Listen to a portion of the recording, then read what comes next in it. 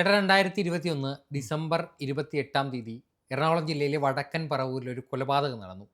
കൊലപാതകത്തിന് ഇരയായത് വിസ്മയ എന്ന യുവതിയാണ്. ഇവരുടെ സഹോദരി ജിത്തുവാണ് ഈ കേസിലെ പ്രതി. ഇവരോട് മാതാപിതാക്കൾക്ക് തൻ്റെ സഹോദരിയോട് കൂടുതൽ പരിഗണനയാണെന്ന് ഉള്ള ഒരു ചിന്തയിലാണ് സ്വന്തം സഹോദരിയെ മണ്ണെണ്ണയൊഴിച്ച് തീപ്പന്തമെറിഞ്ഞ് കൊലപ്പെടുത്തിയത്. അന്ന് ഈ കേരളത്തെ സംബന്ധിച്ചിടത്തോളം ഒരു പ്രത്യേക ദിവസമായിരുന്നു ഈ ഡിസംബർ 28 എന്ന് പറയുന്നത്. അന്ന് 3 കൊലപാതകങ്ങൾ കേരളത്തിൽ സംഭവിച്ചു. ഈ മൂന്ന് കൊലപാതകങ്ങൾ സംഭവിച്ചു എന്ന് പറയുമ്പോൾ ഈ 3 കൊലപാതകങ്ങളിലെയും പ്രതിസ്ഥാനത്തുള്ളവരെല്ലാം തന്നെ എന്താ പറയുക, നേരത്തെ കുറ്റകൃത്യങ്ങൾ ഒന്നും ചെയ്യാത്ത സാധാരണ മനുഷ്യരായിരുന്നു എന്നുള്ളതായിരുന്നു.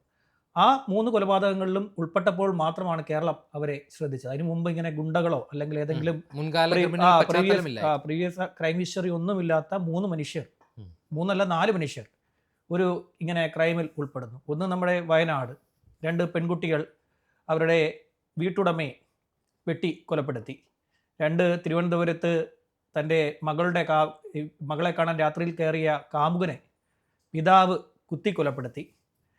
അടുത്തതാണ് ഈ പറയുന്ന സംഭവം, ഈ വിസ്മയ വധക്കേസ്. അത് നമ്മുടെ പെരുവാരം പനോരമ നഗർ, അവിടെയാണ് ഇവരുടെ വീട്. ഇവരുടെ വീട്ടുപേര് പ്രസാദം എന്നായിരുന്നു. അവിടുത്തെ ശിവാനന്ദൻ്റെയും ജിജിയുടെയും മക്കളാണ് വിസ്മയയും ജിത്തുവും. മരണപ്പെടുമ്പോൾ വിസ്മയയ്ക്ക് 25 വയസ്സായിരുന്നു പ്രായം. വിസ്മയെ കൊലപ്പെടുത്തുമ്പോൾ ജിത്തുവിന് 22 വയസ്സായിരുന്നു പ്രായം. ഈ 28 ചൊവ്വാഴ്ച രാവിലെ ഈ ശിവാനന്ദനും ഭാര്യ ഈ ജിജി അവർ ആലുവയിലെ ഒരു ആശുപത്രിയിൽ ചികിത്സയുടെ ആവശ്യമായി ബന്ധപ്പെട്ട് പോവുകയുണ്ടായി. ഈ പോകുന്നതിന് മുമ്പ് ഈ ശിവാനന്ദൻ മകളെ കെട്ടിയിട്ടു, ജിത്തുവിനെ കെട്ടിയിടാനുള്ള കാരണം ഈ കുട്ടി ചെറിയ മാനസിക പ്രശ്നങ്ങൾ കാണിക്കാറുണ്ട്, വെല്ലുവിളി നേരിടുന്ന ഒരു കുട്ടിയാണ്. അപ്പോൾ ഈ കുട്ടി എന്ത് ചെയ്യുന്നു, ഇടയ്ക്ക് വീട് വിട്ട് ഇറങ്ങിപ്പൊക്കളയും. അപ്പോൾ 2 പ്രാവശ്യം പോയി. ഒരു തവണ ഈ കുട്ടിയെ അവസാനം വീട്ടിൽ പോകാൻ താല്പര്യമില്ല എന്ന് പറഞ്ഞത് പ്രകാരം എറണാകുളത്തെ ഒരു അഭയകേന്ദ്രത്തിൽ പോലീസ് തന്നെ ആക്കിയിരുന്നു. ഒടുവിൽ കോടതിയിൽ പോയാണ് ഇതിൻ്റെ അമ്മ ജിജി ഉത്തരവ് മേടിച്ച് ഈ കുട്ടിയെ തിരികെ വീട്ടിലേക്ക് കൊണ്ടുവന്നത്. അപ്പോൾ ഒരു വീട് വിട്ട് പോകാതിരിക്കാൻ വേണ്ടി ഇതിനെ കെട്ടിയിടുക എന്ന് പറഞ്ഞാൽ കൈ കെട്ടിയിട്ടിട്ട് അവർ വീട് വിട്ടു പോയി. ഇതിന് കൃത്യമായ ആഹാരം കൊടുക്കാൻ വിസ്മയെ ഏൽപ്പിക്കുകയും ചേച്ചിയെ ഏൽപ്പിക്കുകയും ചെയ്തു. അങ്ങനെ ഉച്ചയായപ്പോൾ ഇവർ വിളിച്ചപ്പോൾ വിസ്മയ ഫോൺ എടുത്ത് കുഴപ്പമൊന്നുമില്ല, അനിയത്തി ശാന്തമായി ഇവിടെ ഇരിക്കുന്നു എന്നൊക്കെ പറഞ്ഞു. പക്ഷേ ഈ കോൾ കട്ട് ചെയ്ത് പിന്നീടാണ് ഈ സംഭവം ഉണ്ടാകുന്നതെന്ന് വെച്ച് കഴിഞ്ഞാൽ ഈ വിസ്മയോട് ഈ ജിത്തു ആവശ്യപ്പെട്ടു, എനിക്ക് ടോയ്ലറ്റിൽ പോകണം, എന്നെ തുറന്നു വിടാൻ പറഞ്ഞു. അതുപ്രകാരം ഈ വിസ്മയ അനുജത്തിയുടെ കയ്യിലെ കെട്ടഴിച്ചു. പക്ഷേ ഈ ജിത്തുവിനൊരു പകയുണ്ടായിരുന്നു വിസ്മയോട്. ആ പക എന്ന് പറയുന്നത് ഈ ജിത്തുവിനൊരു പ്രണയമുണ്ടായിരുന്നു. ഈ പ്രണയബന്ധം സംബന്ധിച്ച് ഈ പ്രണയം തകർത്തത് ഈ വിസ്മയാണ് എന്ന് ഈ കുട്ടി ആഴത്തിൽ വിശ്വസിച്ച് വരികയായിരുന്നു. അത് വിസ്മയ മനസ്സിലാക്കിയിരുന്നില്ല. താനാണ് ശരിക്കും ജിത്തുവിൻ്റെ ശത്രു എന്നുള്ള കാര്യം വിസ്മയയ്ക്ക് അറിയില്ലായിരുന്നു. അതറിയാതെയാണ് ആ വീട്ടിൽ വിസ്മയ ജിത്തുവിനൊപ്പം കഴിഞ്ഞുകൊണ്ടിരുന്നത്. ഇതറിയാതെ ചെന്ന് ഈ ജിത്തുവിൻ്റെ കെട്ടഴിച്ചു വിട്ടപ്പോൾ ഈ കുട്ടി ടോയ്ലറ്റിൽ പോകുന്ന രീതിയിൽ പോയത് നേരെ കിച്ചണിലേക്കാണ്. കിച്ചണിൽ പോയി ശേഷം തിരികെ വന്ന ഈ കുട്ടി അവിടെ നിന്നും കത്തിയുമായിട്ടാണ് വന്നത്. അത് ഈ വിസ്മയെ കുത്തുകൊണ്ട് ഈ വിസ്മയ വീണപ്പോൾ ഈ കുട്ടി ആ വിസ്മയുടെ കുത്തുകൊണ്ട് നിലവിളിച്ചുകൊണ്ട് കിടക്കുന്ന വിസ്മയുടെ ദേഹത്തേക്ക് കിച്ചണിൽ നിന്ന് മണ്ണെണ്ണ എടുത്തുകൊണ്ട് വന്ന് അതിൻ്റെ ദേഹത്തൊഴിച്ചു. ശേഷം തുണി മണ്ണെണ്ണയിൽ മുക്കി പന്തത്തിൽ കത്തിച്ച് എറിഞ്ഞു കൊടുത്തു. തീ ആളിപ്പടർന്നപ്പോൾ വിസ്മയ തീ പടർന്നതുകൊണ്ട് വേദന കൊണ്ട് പുളഞ്ഞ് വെപ്രാളത്തിൽ ഓടി ജിത്തുവിന് അരികിലേക്ക് വന്നപ്പോൾ അവിടെ കിടന്ന കസേരയുടെ ഒടിഞ്ഞ കാൽ വെച്ച് ഈ വിസ്മയുടെ കാലിലേക്ക് എറിഞ്ഞു വീഴ്ത്തി കളഞ്ഞു. അങ്ങനെ ഈ കുട്ടി വിസ്മയ അവിടെ കിടന്ന് കത്തി അമർന്ന് മരിച്ചു.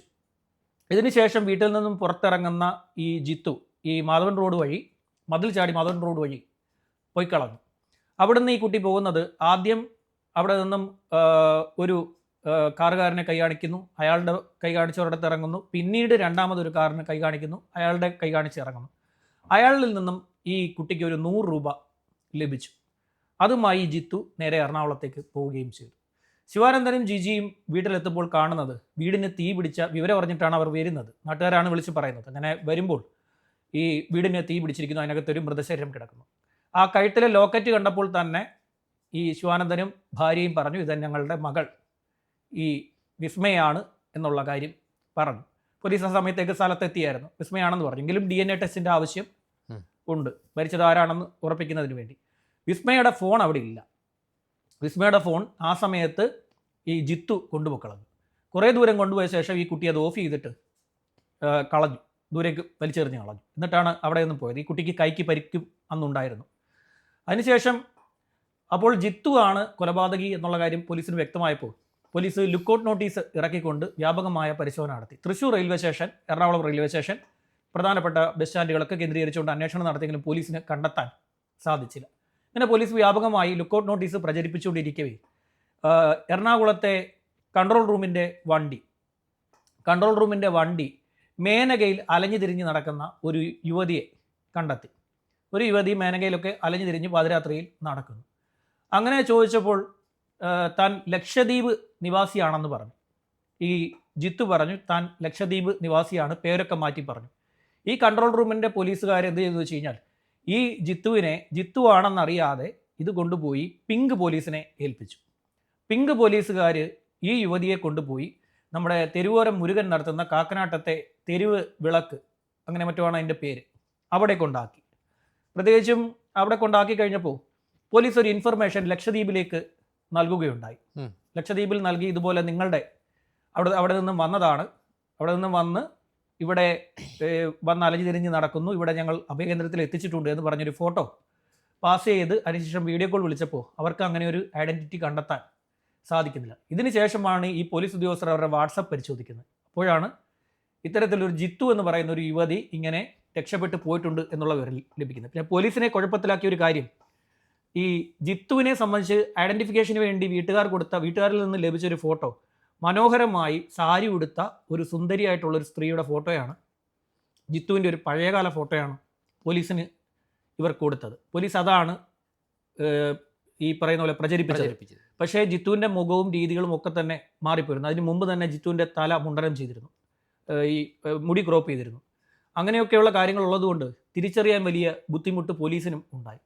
അങ്ങനെ ഒടുവിൽ ഇത് ജിത്തു ആണെന്ന് തിരിച്ചറിഞ്ഞതോടുകൂടി പോലീസ് എത്തി ജിത്തുവിനെ അഭയകേന്ദ്രത്തിൽ നിന്നും പിടിച്ച് ചോദ്യം ചെയ്തപ്പോൾ ഒറ്റപ്പെടലാണ് എൻ്റെ പ്രശ്നം എന്നാണ് ജിത്തു അന്ന് പോലീസിന് മൊഴി നൽകിയത്. എൻ്റെ വീട്ടിൽ എൻ്റെ മാതാപിതാക്കൾ എൻ്റെ മൂത്ത സഹോദരിയെ മാത്രം സ്നേഹിക്കുന്നു, ഇതുമൂലം ഞാൻ ഒറ്റപ്പെട്ടു പോകുന്നു.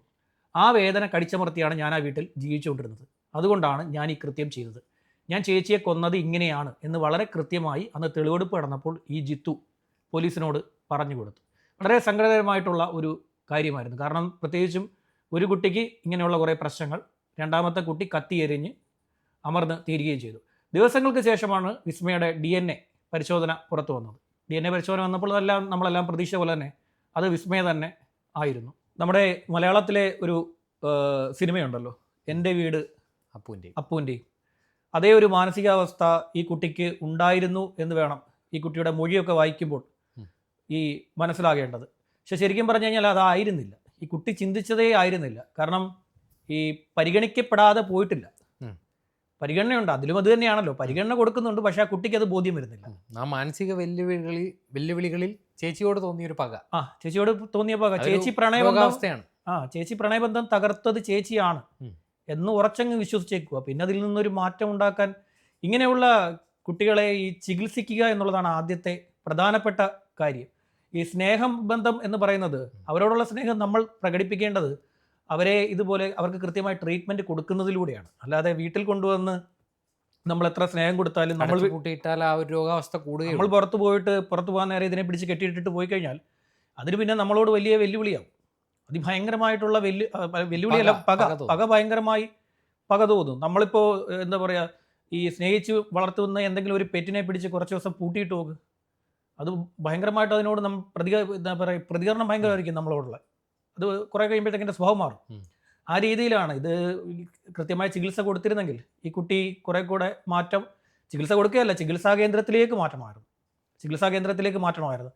ഞാൻ നേരത്തെ മുമ്പൊരു കഥ പറഞ്ഞിട്ടുണ്ട്. കോഴിക്കോട് ഒരു സ്വന്തം ഉമ്മയെ അടുത്ത വീട്ടിൽ പോയി തേങ്ങ പൊതിക്കാനാന്ന് പറഞ്ഞിട്ട് ഈ വെട്ടുകത്തി ഉണ്ടല്ലോ, വെട്ടുകത്തി മേടിച്ചു കൊണ്ടുവന്ന് ഉമ്മ ക്യാൻസർ ബാധിച്ച് കിടപ്പാണ്. ഉമ്മ ക്യാൻസർ ബാധിച്ച് ഉമ്മയ്ക്ക് എന്താ പറയുക, എഴുന്നേൽക്കാൻ പോലും പറ്റാതെ ഉമ്മ സഹോദരിയുടെ വീട്ടിൽ വന്ന് അഭയം പ്രാപിച്ചിരിക്കുകയാണ്. ആ രീതിയിലുള്ള ഒരു ഉമ്മയെ, കിടപ്പ് രോഗിയായ ഉമ്മയെ ഒരു മകൻ ആ കിടക്കയിലിട്ട് വെട്ടിക്കൊന്നു. അവനിപ്പോൾ ഇവിടെ കിടക്കുകയാണ്, ഉളമ്പാറയിൽ. ഉളമ്പാറയല്ല, കുതിരവട്ടത്ത് ചികിത്സയിലാണ്. അവൻ്റെ മാനസിക രോഗം എന്ന് വെച്ച് കഴിഞ്ഞാൽ അവൻ ഡ്രഗ് അഡിക്റ്റ് ആയിരുന്നു.